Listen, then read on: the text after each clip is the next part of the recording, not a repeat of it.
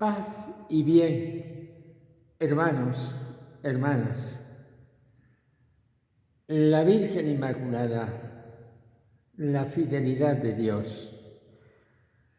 Lo que quiero compartirles esta tarde, ya en vísperas de nuestra Madre, la Virgen Inmaculada, aquí, día 8 de diciembre, en medio del Adviento, no va a ser una homilía, va a ser una charla espiritual, una plática de amor que dedicamos a la Virgen María. Cuando llega la fiesta de la Inmaculada, uno, mirándole a ella, siente que la vida es bella porque Dios la ha hecho así. Ella es para nosotros motivo de consuelo, de paz, de dulzura, de belleza. La Virgen María, en el conjunto de los misterios cristianos, es la confluencia de todos los misterios, en el sentido de que ella es el anillo de la encarnación que une cielo y tierra por ser la Madre de Jesús, Hijo de Dios, en quien residen todos los misterios de nuestra fe. A partir de ahí bien podemos concebir que María es la armonía de la fe. Si es la confluencia de los misterios, María es la armonía de esa totalidad de amor que Dios ha llevado a cabo en la tierra. Hermanos, vamos a meditar sobre este misterio de la Inmaculada Concepción y lo vamos a meditar con este título: La Inmaculada, la fidelidad de Dios. Esto que ahora yo les quiero compartir son antiguos pensamientos que he rescatado de mis carpetas. Hace muchos años, allí por los años 72, 73, 74, hace 50 años, pues, servidor de ustedes estaba en Pamplona. Los sábados por la tarde había una reunión muy hermosa, abundante, unas 100 participantes de tantas y tantas religiosas que había en Pamplona, y nos reuníamos en un colegio de hermanas, en un salón de actos, para reflexionar sobre la Biblia, forma de lección divina. Y recuerdo que durante algunos sábados meditamos sobre el tema de la Virgen María, y el servidor les fue dando unos apuntes de meditación que titulamos 12 estrellas, las 12 estrellas que coronan a la Virgen Santa. Y ahora me viene al recuerdo todo aquello que es un recuerdo de juventud y un recuerdo lleno de gracia y de hermosura. Pues voy a tomar una de aquellas meditaciones y las quiero compartir con ustedes en esta solemnidad de la Inmaculada Concepción de la Virgen María. Bajo el signo de la fidelidad vamos a entender el misterio de la Concepción Inmaculada de María y lo que de aquí fluye, que en María a lo largo de su vida no haya pecado. ¿Qué actitud de fidelidad pudo tener María para ser inmaculada antes de emitir el primer acto de su vida? Ninguno. Pero es que se trata de la fidelidad de Dios que existía creando el ser de María. María es fiel, proclama la fidelidad de Dios y es por el misterio de su concepción inmaculada y de su bendita pureza para todos los cristianos signo de la fidelidad de Cristo a su Iglesia y de la fidelidad escatológica de la Iglesia que como discípula y esposa posee a su Señor. Contemplando a Jesús, esto es lo que ve y gusta la Iglesia. En Él no hay pecado. Esto ha saciado la mirada contemplativa de San Juan, que atraviesa el corazón del Padre, donde está la santidad y la gloria, y de donde emana la justicia. Y dice así el apóstol San Juan en su primera carta: Él es puro. Ya sabéis que Él se manifestó para quitar los pecados, y en Él no hay pecado. Hermanos, en nosotros hay pecado, en Él no hay pecado. Su ser es limpio hasta el fondo, dado que el fondo es el manantial del Padre. Entre ambos hay una alianza de plena comunicación. Todo lo mío es tuyo y lo tuyo mío. Por eso Dios se realiza en Cristo, se autoidentifica en Él, revierte con todo su ser en Él. Por eso Pablo dice: por la fidelidad de Dios, el Hijo de Dios, Cristo Jesús, a quien os predicamos Silvano, Timoteo y yo, no fue sí y no. En Él no hubo más que sí, pues todas las promesas hechas por Dios han tenido su sí en Él. Y por eso decimos por Él, amén, a la gloria de Dios. Jesús es la fidelidad de Dios. Y vamos a ver en esta fidelidad el resplandor que Él quiso poner en su madre. La fidelidad del hombre no es más que el eco obediente a la fidelidad de Dios. Y así es en Jesús. Él es la fidelidad de Dios al hombre y Él es la fidelidad del hombre a Dios.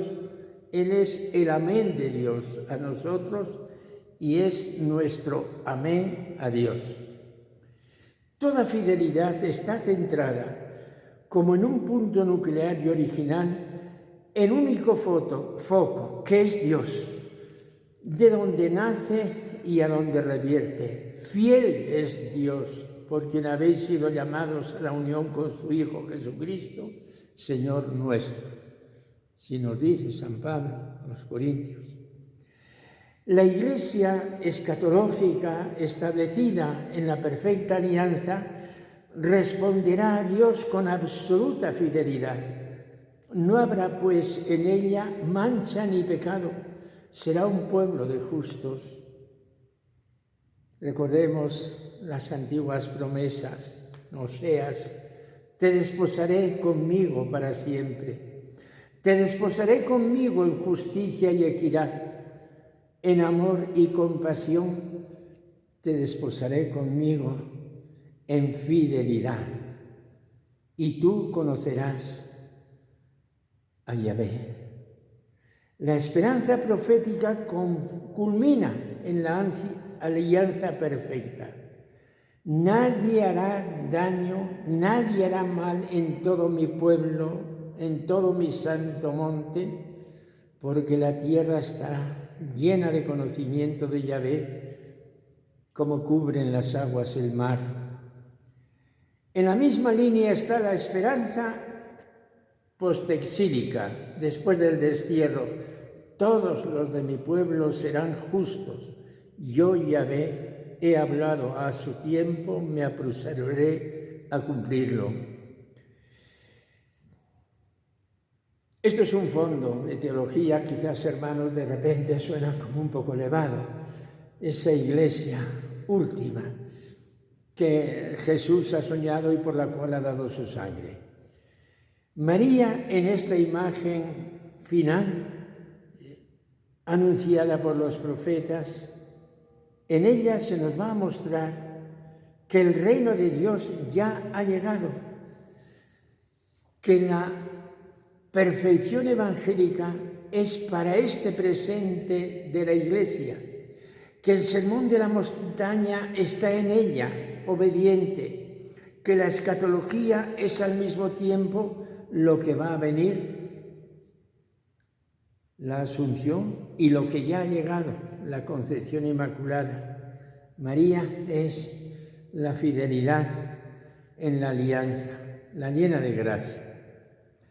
Ahí está centrado el misterio, el sentido de esta comunión de María con Dios, y al mismo tiempo y esencialmente está centrado en Cristo. Misterio único, simultáneamente eclesial y crístico.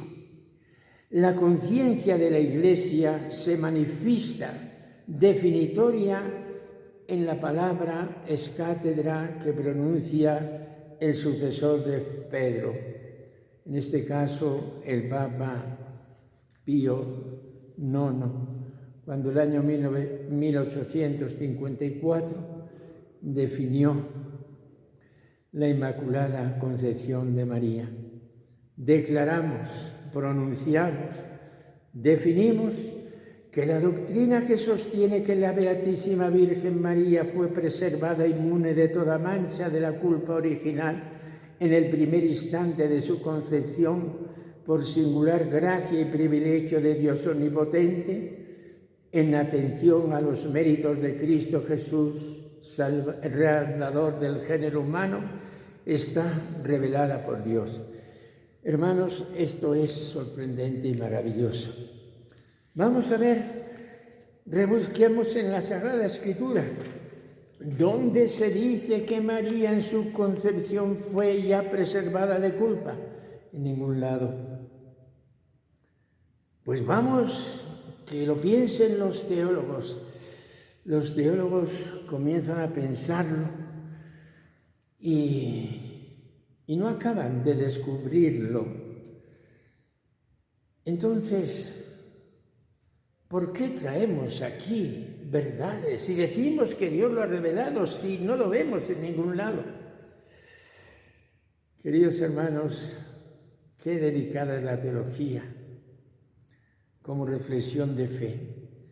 Esa verdad estaba en Cristo y estaba presente en la comunidad eclesial.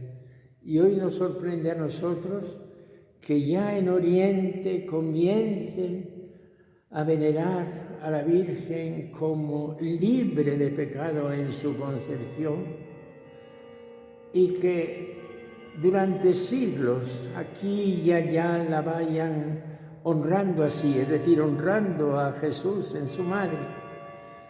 Esta verdad venida de Oriente pasará a nosotros. Los teólogos discutirán y no acabarán de ponerse de acuerdo, incluso los santos. No es una fiesta que haya impuesto la Iglesia, por lo tanto, calma, respeto, hasta que se vayan aclarando más y más las cosas por un sentido que el Espíritu ha inoculado en los corazones creyentes, y aparecerán los grandes paladines de la Virgen. En aquella teología de la Edad Media, pues veneramos especialmente al franciscano Beato Juan Duns Scoto, a principios del siglo XIV, cuando él levanta la bandera y dice: pudo, era conveniente, lo hizo. Potuit, decuit, ergo feci.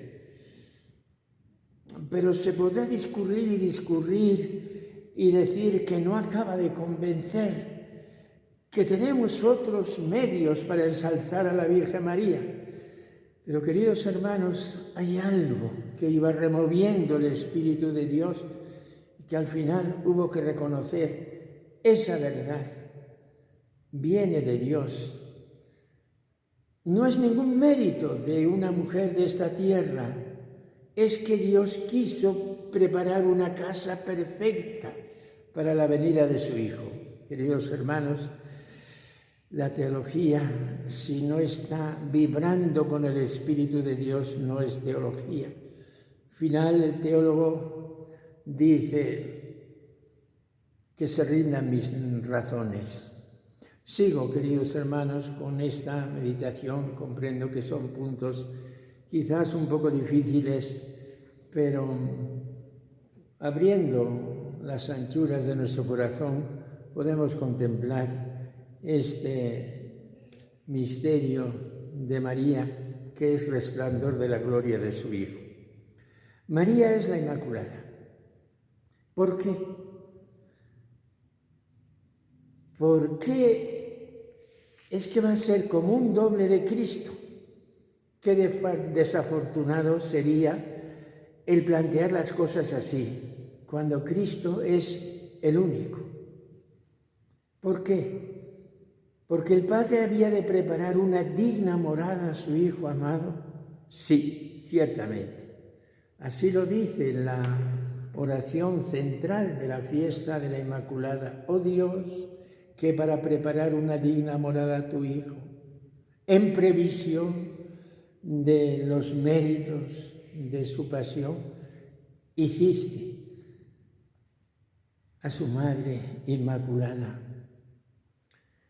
Pero si no viéramos que la luz de Cristo irradia sobre toda la Iglesia, haciéndola a ella santa como Él mismo, porque es la esposa de la nueva y eterna alianza, si dejáramos el misterio de la concepción inmaculada nada más que en Cristo, no lo veríamos en toda su hermosura. Muy bellamente dice el nuevo prefacio de la Inmaculada: porque libraste a la Virgen María de toda mancha de pecado original, para que en la plenitud de la gracia fuese digna madre de tu Hijo y comienzo e imagen de la Iglesia, esposa de Cristo, llena de juventud y de limpia hermosura. Purísima había de ser, Señor, la Virgen que nos diera el Cordero inocente que quita el pecado del mundo. Purísima la que entre todos los hombres es abogada de gracia y ejemplo de santidad. El misterio oculto, sin desvelar plenamente por tantos siglos, de la Inmaculada, nos lleva al tiempo último de Dios, cuando Él, por su infinita misericordia, que es gracia benévola, va a realizar maravillas. Cristo ocupa toda la escatología y de Cristo nace María, redimida, hermoseada, agraciada. María, bendecida por el Padre de nuestro Señor Jesucristo, con toda clase de bienes espirituales y celestiales, elegida en la persona de Cristo para ser santa y irreprochable ante Él por el amor. María ha sido destinada por pura iniciativa del Padre a ser la gloria de su gracia. Es la segunda lectura que se hace en la solemnidad de la Inmaculada. María es la toda pura. Así la llamaron los antiguos padres, la Panaguía, la toda pura. Es la toda hermosa. Para decírselo a ella, por una íntima necesidad, la tradición cristiana ha acudido al cantar de los cantares. ¡Qué bella eres, amada mía! ¡Qué bella eres!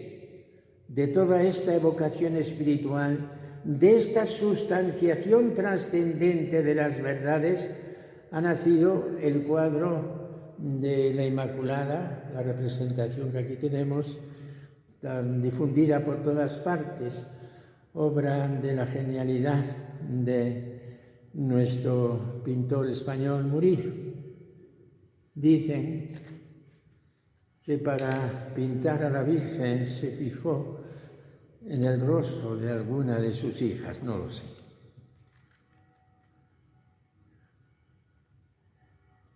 De toda esta evocación espiritual, de esta sustanciación trascendente de las verdades, ha nacido esta Inmaculada que tenemos aquí delante.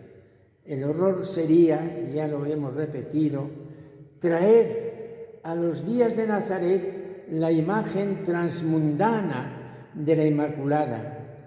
El error sería tratar a esta reina del cielo como reina en aquel tiempo en la tierra. Otra vez volvemos a lo mismo. El misterio de la concepción inmaculada y de la toda pura es más sencillo, como el misterio mismo de la vida. Era el misterio de la fidelidad a la gracia que le había colmado desde el instante original. Se ha querido hacer un cálculo de la fidelidad en María. María, tan fiel y sumisa, al dar el sí ininterrumpido a Dios, habría aumentado la gracia en progresión geométrica. A partir de tanto, ahora el doble, y así hasta la muerte.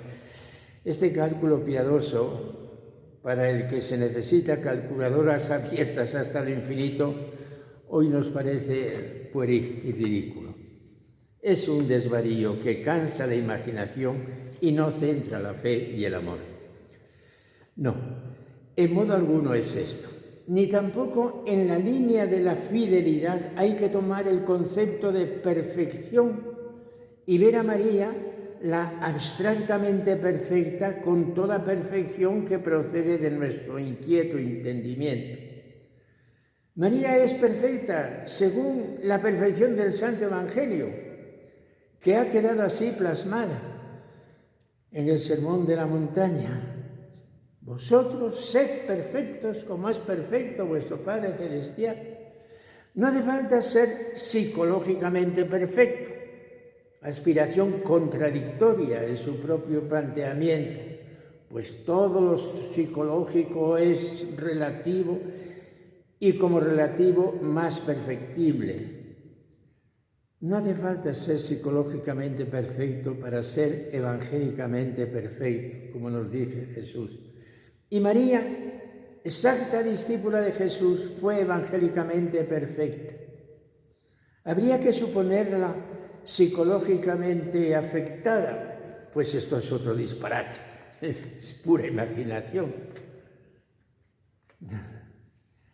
No podemos jugar a contradicciones. No es eso lo que decimos. Simplemente queremos poner el núcleo de la perfección de María en su perfección evangélica, asequible a los que son atraídos por la gracia, y no ponerla en un ideal humano o psicológico de perfección. María fue la Virgen perfecta en medio de todas las posibles limitaciones de cualidades, que al no ser debidas no eran imperfecciones. Cada uno tenemos unas cualidades y no tenemos otras. Y por eso yo puedo ver que la Madre de Jesús tiene estas cualidades y no tiene otras, porque es humana. ¿Quién es el perfecto? El que sigue la senda marcada por Jesús. Los apóstoles estaban cargados de defectos. Hay distintas escenas en los evangelios. ¿Qué discutíais? Diríamos que eran casi perfectos. Al casi, pues le faltaba la resurrección de Jesucristo. Y hay un algo más. Aun después de la resurrección, el Señor tenían acciones reprensibles, como lo vemos en el Nuevo Testamento, y seguían hablando de los pecados, incluyéndose a sí mismos. Pero Jesús les había dicho: vosotros estáis limpios, por gracias a la palabra que os he anunciado. La perfección era algo objetivo, que se daba dentro de esa comunicación, y los apóstoles estaban dentro de este sistema. Eran casi perfectos porque misteriosamente, esto es la última indefinibilidad de la fe, eran y no eran. En una palabra, estaban ya transportados a la escatología de lo perfecto. María no era casi perfecta, no, sino perfecta, perfecta en todo momento, virgen perfecta en la fidelidad. Y esto no impedía que ella pudiera correr su camino de perfección, que era la fidelidad firme en la fe dolorosa. Notemos, hermanos, que también Jesús tuvo su camino de perfección.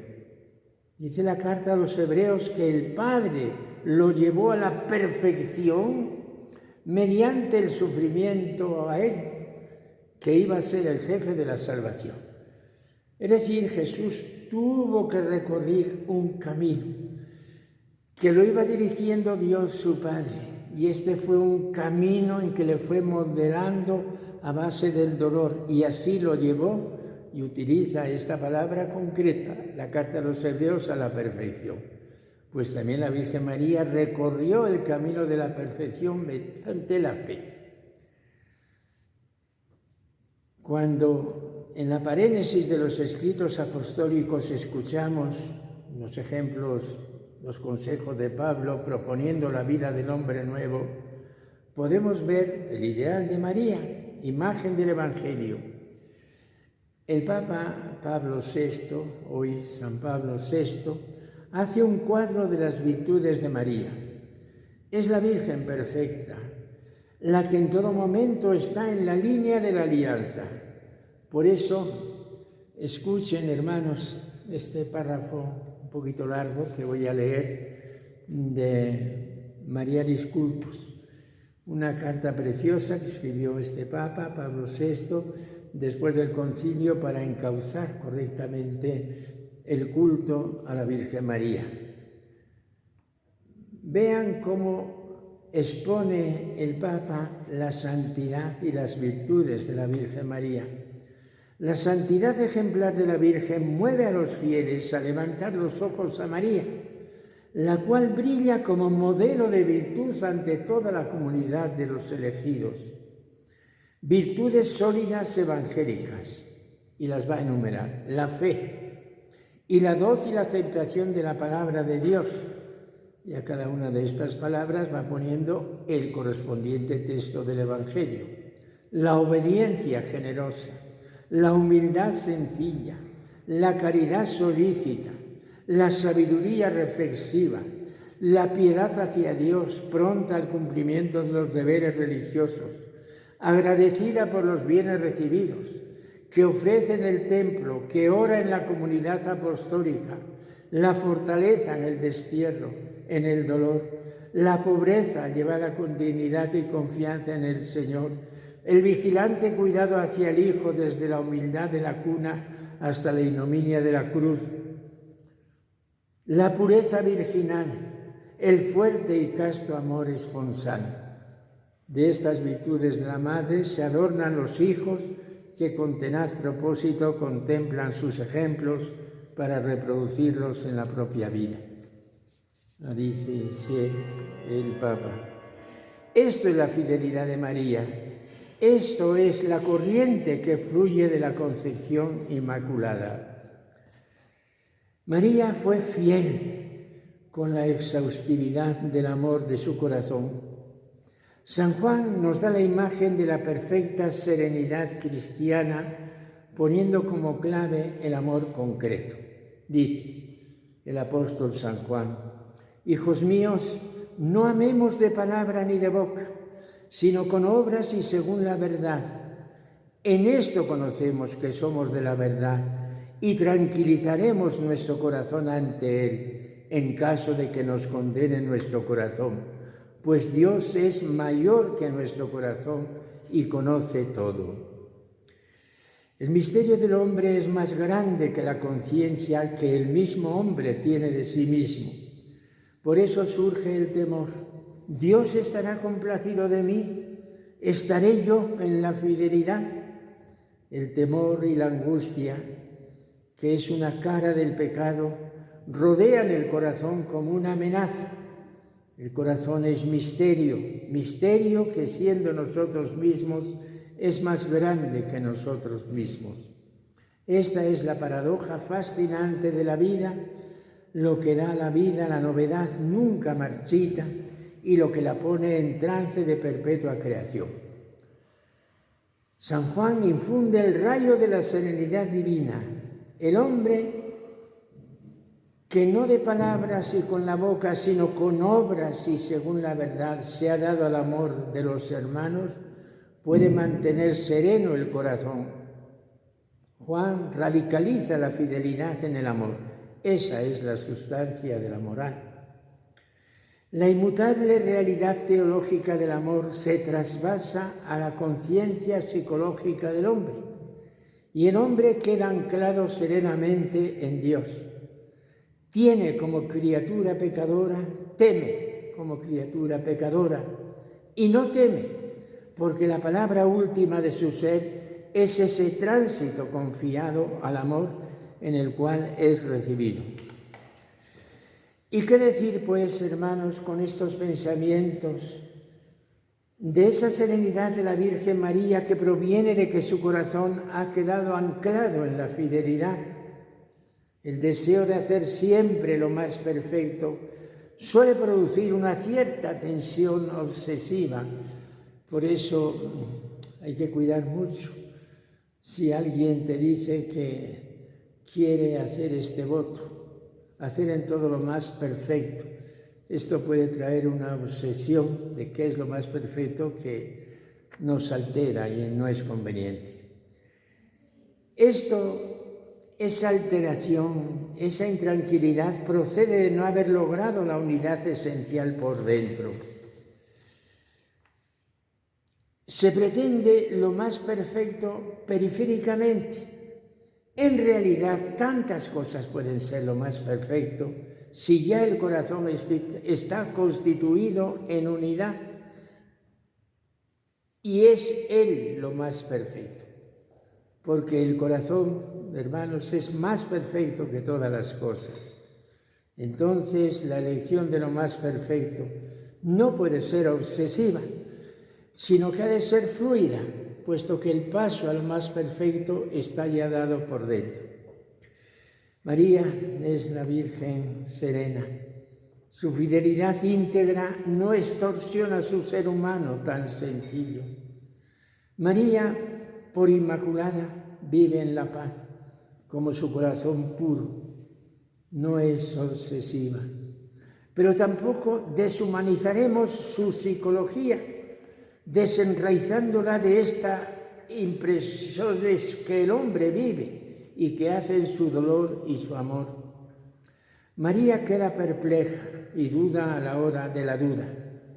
María siente esa vivencia como de embargo, que es la angustia, la realidad ontológica de su participación pura en la santidad de Dios, misterio que va esencialmente unido al de su divina maternidad.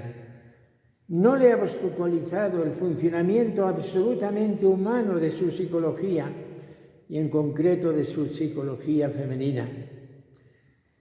María no fue para nada una niña prodigio. No es el niño prodigio una monstruosidad que nos admira, pero al fin una cierta monstruosidad.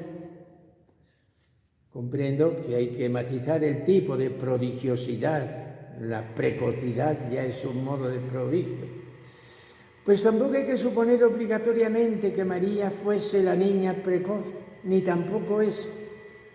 Esa contextura psicológica son aditamentos que no requiere la realidad serena de la limpieza original.